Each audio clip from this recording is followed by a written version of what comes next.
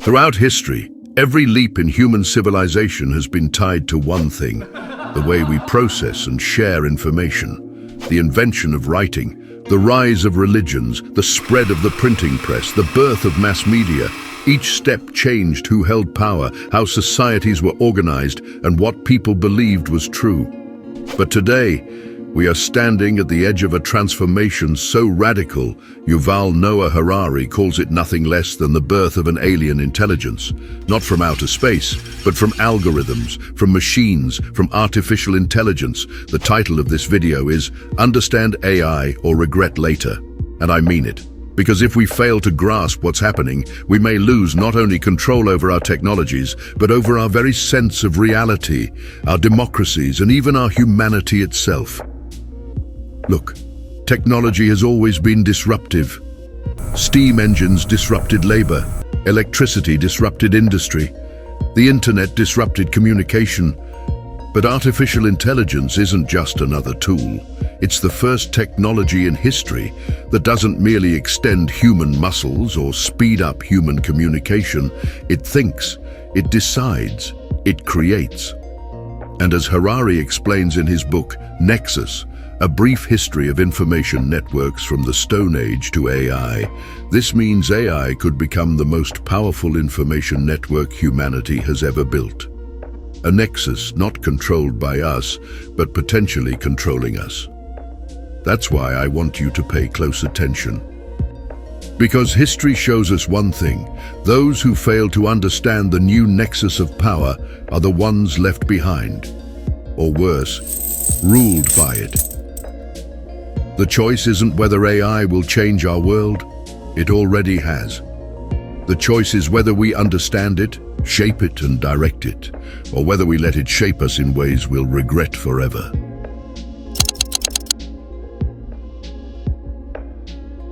So what does Harari mean when he talks about a nexus? The word itself simply means a connection, a hub, a network. But in Nexus, Harari uses it as a lens to look at human history. He argues that what makes humans unique isn't just our intelligence or our ability to invent tools. It's our ability to create shared fictions, stories, beliefs, myths, categories, and systems of information that allow millions of strangers to cooperate. Think about it. Money is a fiction. It only works because we all believe in it. Nations are fictions, imagined communities we agree to die for. Religions, laws, human rights, all are information networks. They may or may not correspond to objective truth, but they shape reality because people act as if they are true. That's the essence of the nexus, the network of information that binds us together, shapes power, and defines the limits of what's possible in human society. From myths to bureaucracy, the history of information networks. Let's rewind thousands of years. Before writing, information networks were oral. Around fires, humans told myths and legends. These stories were fragile. They could mutate, be forgotten, die with the storyteller. But they were also flexible, alive, adaptive. Oral traditions were the earliest nexuses, stitching together tribes with a shared sense of meaning. Then writing appeared. Suddenly, memory was no longer bound by the human brain. Information could be standardized, preserved, transmitted across centuries. Writing allowed empires to collect taxes, enforce laws, codify religions. A sacred text like the Bible or the Quran wasn't just information. It was a nexus of identity and power that outlasted kings and dynasties. Then came bureaucracy. Arguably one of the most underrated revolutions in human history. Bureaucracy is essentially an information system. Think of ledgers, censuses, tax records, property lists. They may seem boring, but these documents turned human chaos into categories, numbers, files. Bureaucracy allowed empires like Rome or China to govern millions of people without ever meeting them. But bureaucracy also reduced human lives to data points. Once you were Category 7 in the census, or Unit 5423 in the tax register, your individuality disappeared. The nexus became impersonal, abstract, mechanical. Fast forward to the printing press. Now information scaled at speeds never seen before. Luther's 95 Theses spread like wildfire, igniting the Reformation. Pamphlets fueled revolutions. Newspapers created national publics. But the printing press also made propaganda possible on a new scale. Lies and hate could travel as fast as truths. Information is not the same as truth. Here's a crucial point Harari makes. Information is not the same as truth. In fact, many of history's most powerful nexuses thrived not on truth, but on fictions. Witch hunts in Europe weren't based on evidence. They were fueled by books like the Malleus Maleficarum, a printed manual on how to spot witches. Once mass-printed, it spread hysteria, legitimized torture, and led to thousands of deaths. In the 20th century, totalitarian regimes mastered the art of manipulating information networks. Stalin's Soviet Union and Hitler's Germany controlled newspapers, films, education, creating parallel realities in which ideology was truth and dissent was unthinkable. Harari emphasizes that networks often prioritize order over truth. If a myth stabilizes society, it spreads. Whether it's factually accurate matters less than whether it keeps people aligned. That's why religions endure, why nations inspire sacrifice, and why propaganda can mobilize millions. The danger, of course, is that when falsehood becomes institutionalized, correcting it becomes almost impossible. Once the nexus locks in, challenging it means challenging the entire social order. The Internet revolution. Promise and peril. Then came the internet. At first it felt liberating. Suddenly anyone could publish, share, connect. Blogs, forums, social networks. The dream was a democratized information space. But very quickly the dream turned darker. Because the internet didn't just connect us, it filtered us. Algorithms designed to maximize engagement started deciding what we saw. Google ranked results. Facebook's newsfeed decided which posts surfaced. TikTok's For You page tailored a universe for every individual. That created what we now call filter bubbles. Two neighbors in the same city could inhabit completely different realities online. One saw a world of conspiracy theories, another saw mainstream news, another lived in an endless loop of memes. Information was no longer just something we consumed. It became something personalized, optimized, and manipulated at scale. And the power shifted. No longer did governments or priests or newspapers control the nexus. Now corporations, tech platforms, became the arbiters of reality.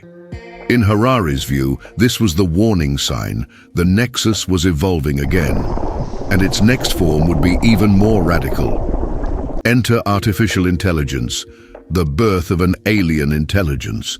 This is where Nexus takes its boldest step. Harari says AI is not just another stage of information networks. It is something fundamentally new. For the first time in history, we have a form of intelligence that is not human, not biological, not bound by our cognitive limitations. Harari calls it an alien intelligence, not because it comes from another planet, but because it doesn't think, feel, or imagine like we do. Let's be clear, writing didn't write itself.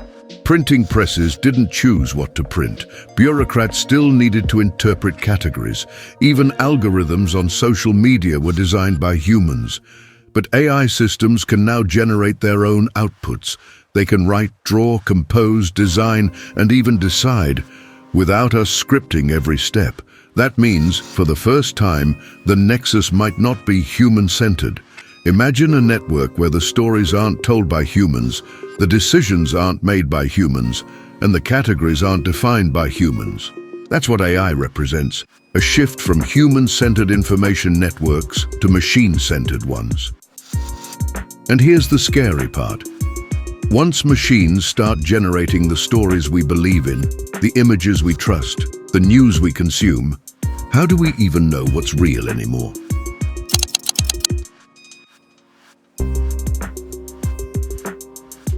Before we jump into the risks, let's clarify, why is AI fundamentally different from past technologies? Why isn't this just the next steam engine or smartphone? Harari gives us three reasons. First, autonomy. Every other technology waited for human command. A hammer doesn't swing itself. A car doesn't drive without a driver. But AI systems are beginning to operate semi-autonomously. They detect patterns, generate outputs, even make decisions without constant human supervision. Second, creativity. Tools of the past extended human action, but AI can generate novel content, new text, new images, new strategies. That's not just amplification, that's origination. Third, opacity. With most machines, we can understand how they work. Open a clock and you see gears. Study a car engine and you can grasp combustion. But with AI, especially large neural networks, the reasoning is hidden. Even their creators often can't fully explain why the system made a certain decision. Put together, these traits mean AI is not just another tool, it's a partner, or maybe a rival, in the act of thinking. ChatGPT writing code, Midjourney creating art, AI beating humans at Go, deepfake videos of politicians. And this is where the risks emerge. If we don't understand how this alien intelligence is shaping our world, we may lose control before we even realize it. The collapse of truth. Let's start with one of Harari's biggest warnings, the collapse of truth. Human societies depend on trust. We trust that the photo we see is real, that the news report is factual, that the voice on the phone belongs to who it says it does. But AI can now fabricate all of this with alarming realism. A fake video of a world leader declaring war could trigger panic. A synthetic audio of a CEO could crash markets. An AI-generated scientific paper could mislead research for years. Once truth itself becomes unstable, what happens? Harari suggests we might enter an age of permanent skepticism, where people stop believing anything at all. Ironically, this doesn't make us wiser, it makes us more vulnerable. Because when everything is questionable, the loudest or most emotional voice often wins. Imagine a society where we can't agree on what happened yesterday, let alone what should happen tomorrow. That's not just inconvenient, that's the breakdown of democracy itself. The loss of human agency. But the danger isn't just about fakes, it's about control. Already algorithms decide what we see on social media, which ads we click, which routes we drive.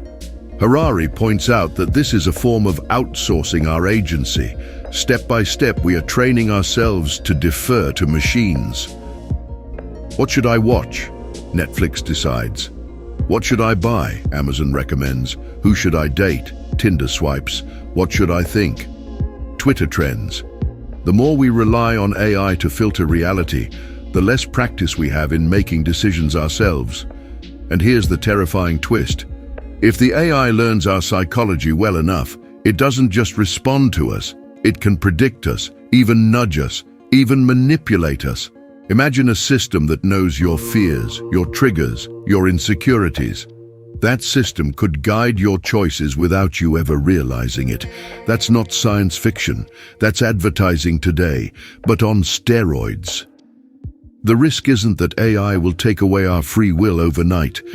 The risk is that we'll willingly give it up, one convenience at a time, until we no longer remember what real choice felt like. The concentration of power. Another risk Harari highlights is the concentration of power. Who controls the Nexus controls the world. In the past, it was priests, kings, bureaucrats, media barons.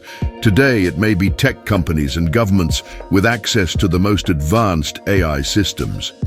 Think about it. Training cutting-edge AI requires massive amounts of data, computing power, and capital. Only a handful of corporations and states possess these resources. That means the AI revolution isn't evenly distributed, it's centralized. Imagine a future where only 3 or 4 entities effectively own intelligence itself, where smaller nations, small businesses, even ordinary citizens are permanently locked out of the highest levels of AI. That's not just inequality, that's feudalism reborn. But instead of lords and peasants, it's tech elites and the rest of humanity. Harari warns this could reshape geopolitics. Just as nuclear weapons redefined the 20th century, AI monopolies could define the 21st. And unlike nukes, AI doesn't need war to exert power. It can dominate quietly, invisibly, through influence and control of information. Bias, prejudice, and the black box. Here's another danger: bias. AI is only as good as the data it's trained on, and human data is messy, prejudiced, unequal. Already we've seen hiring algorithms discriminate against women, predictive policing target minorities, and medical AIs overlook certain populations. These aren't just glitches. They're reflections of our existing injustices, amplified by machines. The worst part, AI often operates as a black box. If a machine denies you a loan, rejects your job application, or flags you as a security risk, you may never know why. There's no appeal, no explanation. The machine's judgment becomes absolute. Harari calls this the danger of reification, when categories invented by machines become treated as reality. If an AI labels you as high risk, that label can define your opportunities, regardless of its accuracy. Imagine millions of people living inside invisible cages of algorithmic decisions without ever knowing who built the cage or how to get out. That's not the future we want, but it's the future we're stumbling into. Existential threats. Finally, Harari raises the biggest, most unsettling risk: existential threats. What happens if AI becomes not just a tool but a rival? If it develops capabilities that humans can't match, and if it begins to pursue goals misaligned with ours? Some dismiss this as science fiction, but others, including AI pioneers, warn it's possible. An AI doesn't need to be conscious or malicious to be dangerous. It only needs to be powerful, fast, and indifferent to human values. For example, imagine an AI instructed to maximize clicks. Sounds harmless, but if it discovers that rage and division generate more engagement, it could destabilize societies. Not because it hates us, but because that's the most efficient path to its goal. Or worse, autonomous weapons controlled by AI could wage wars faster than human oversight allows. Financial AIs could crash markets in seconds. Infrastructure AIs could paralyze cities. Harari doesn't predict this will happen tomorrow, but he insists we must confront the possibility, because once AI surpasses human oversight, it may be too late to pull the brakes. Why ignorance is the biggest danger. Now you might be thinking, okay, these are scary scenarios, but maybe they won't happen. Maybe governments will regulate. Maybe companies will self-police. Maybe it'll all work out. And here's the problem. That's the exact mindset Harari warns against. Because the most dangerous thing is not AI itself. It's our ignorance of it, our passivity, our willingness to let a tiny elite of engineers, CEOs, and politicians make decisions that affect billions of people without the rest of us understanding what's at stake. Harari's message is blunt. Understand AI or regret later, because by the time the consequences are obvious, it may be too late to reverse them. This isn't about becoming programmers. You don't need to code neural networks, but you do need to understand how AI works, how it shapes your choices, how it might reshape your society. Knowledge is the only defense against manipulation. Awareness is the only path to agency.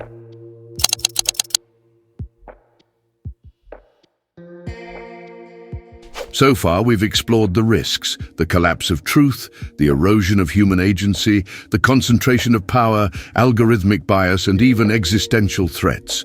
But now comes the most important question. What do we do about it? Harari insists that the first step is simply understanding, not programming, not advanced math, not building AI models yourself, but understanding how AI works, what it can and can't do, and how it's shaping your life. Because ignorance is not neutral. If you don't understand AI, then AI will still shape your reality. You'll just be unaware of how. And that means someone else, the government, corporations, even malicious actors, will be the ones deciding for you. Think about it like driving a car. You don't need to be a mechanic to drive safely. But you do need to understand the basics, what brakes do, what fuel is for, how to steer. Without that, you'd crash. AI is no different.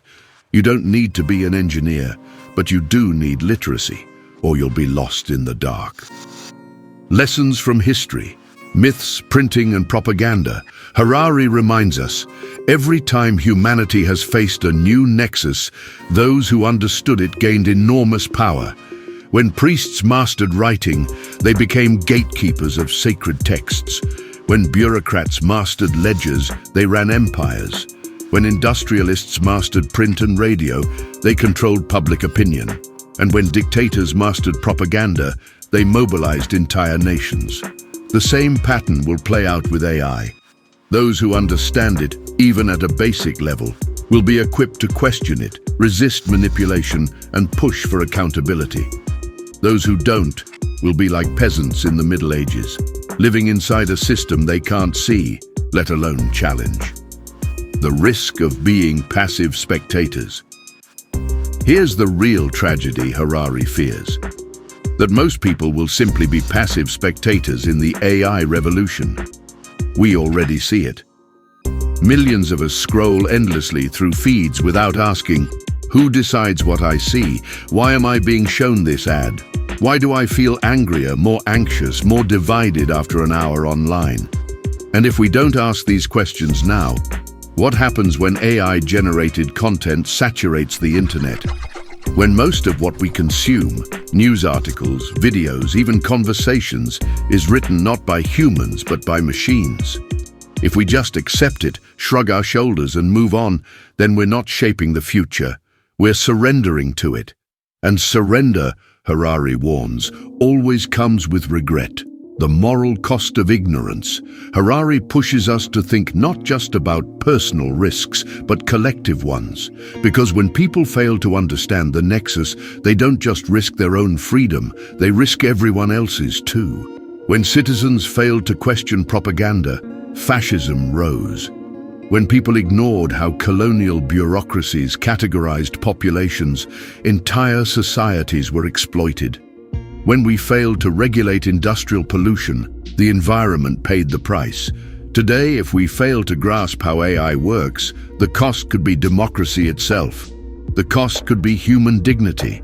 The cost could be the stability of truth. Paths forward. What we can do. So, what can we actually do? Harari suggests several paths forward, and I want to expand on them with some reflections of my own. 1.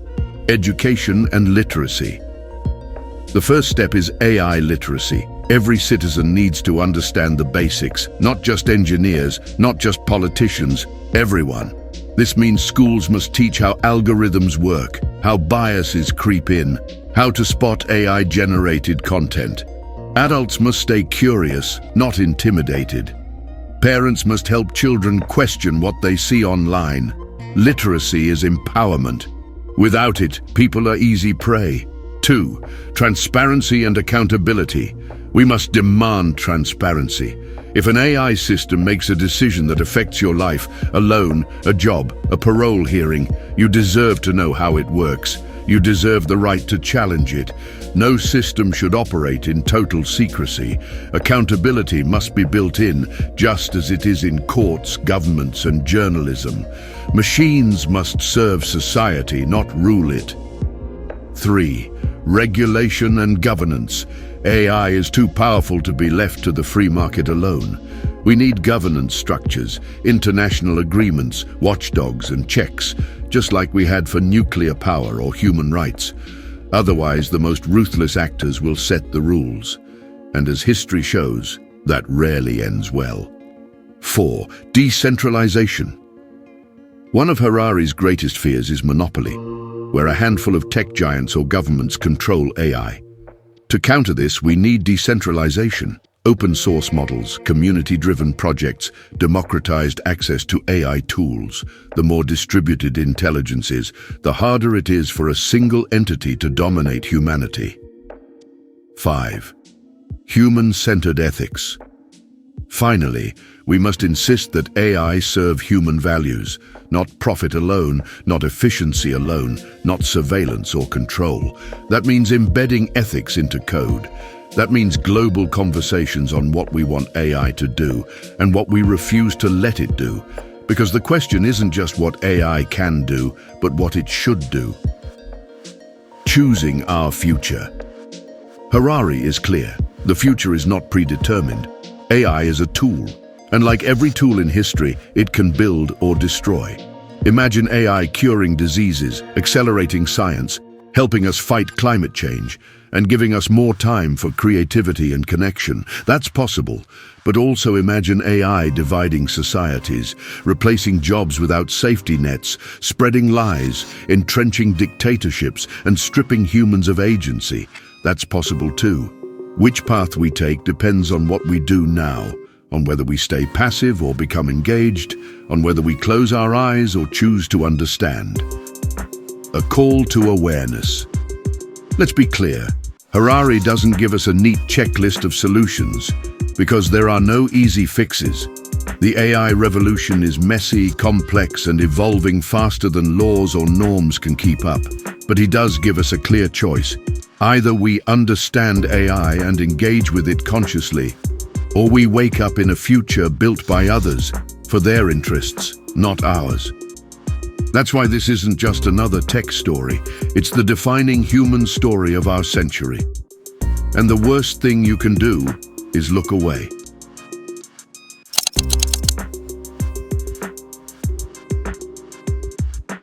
The clock is ticking. Harari reminds us of something chilling. Humanity doesn't have the luxury of endless time.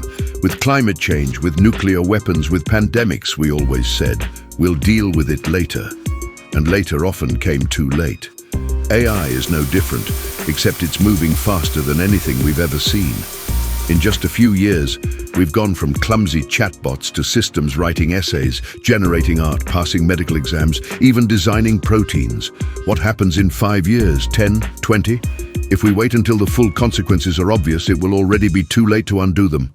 Collective action versus collective regret. Harari insists this is not a fight individuals can win alone. Yes, you can practice AI literacy. You can question your feeds. You can teach your children to think critically. That matters, but it's not enough. The stakes are too global. AI companies are multinational. Algorithms don't respect borders. Deepfakes can destabilize entire regions. That means we need collective action. Not just in one country, but worldwide. We need global governance, collective pressure, and shared values. And here's the haunting part. If we don't act collectively, the regret will be collective too. It won't be one person's freedom at risk. It will be everyone's. The myth of neutral technology. One of the biggest lies we tell ourselves is that technology is neutral, that AI is just a tool, and it's up to us how we use it. But Harari pushes back. The design of the tool already shapes how it's used. Nuclear technology led to bombs before it led to energy. Fossil fuels led to cars before they led to clean alternatives. Likewise, AI is already being optimized for profit, for attention capture, for surveillance. If we assume neutrality, we hand over control to those shaping it. The truth? Technology is never neutral. It always tilts toward the values of its creators. And if you don't know who those creators are, you're already at a disadvantage. The illusion of control. There's another dangerous myth, that we can always turn it off if AI gets too dangerous. But think about it. Could we turn off the internet now? Could we turn off social media? Could we turn off fossil fuels tomorrow without collapse? Once systems get embedded in our economy, our politics, our daily lives, pulling the plug isn't an option. That's why Harari is shouting this warning. The decisions we make in the next 5-10 years will echo for centuries. Ignore AI now, and later it won't be possible to just shut it down. The price of silence. History punishes silence. People ignored warnings about climate change. Now the planet burns. People ignored warnings about fascism in the 1930s. Millions died. People ignored warnings about financial deregulation. The world economy collapsed. Today, people are ignoring warnings about AI. The same pattern is unfolding, and if we don't break it, the regret will be irreversible. Harari's call. Tell the story of humanity. Harari believes humans are storytelling creatures. What separates us from animals isn't strength or speed. It's our ability to tell stories, to agree on fictions, to imagine futures. The danger is that AI is now hijacking that very capacity. Machines are telling us stories about who we are, what we should buy, what we should believe, even who we should hate. If we stop telling our own stories, if we let algorithms dictate the narrative, then humanity becomes a puppet show, and we're not the puppeteers. So Harari calls on us to do the simplest, most radical thing: tell better stories. Stories that put humans at the center, that demand dignity, that refuse manipulation. Because if we don't tell the story of humanity, AI will tell it for us, and we may not like the ending.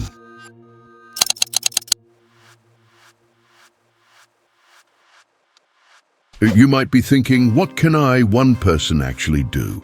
Let's break it down. Educate yourself and others. Learn the basics of AI. Share what you learn with family and friends. Don't let fear or apathy win. Question the feed. Next time you're scrolling, pause. Ask, why am I seeing this? Who benefits from me believing it? Demand accountability. Support policies that regulate AI.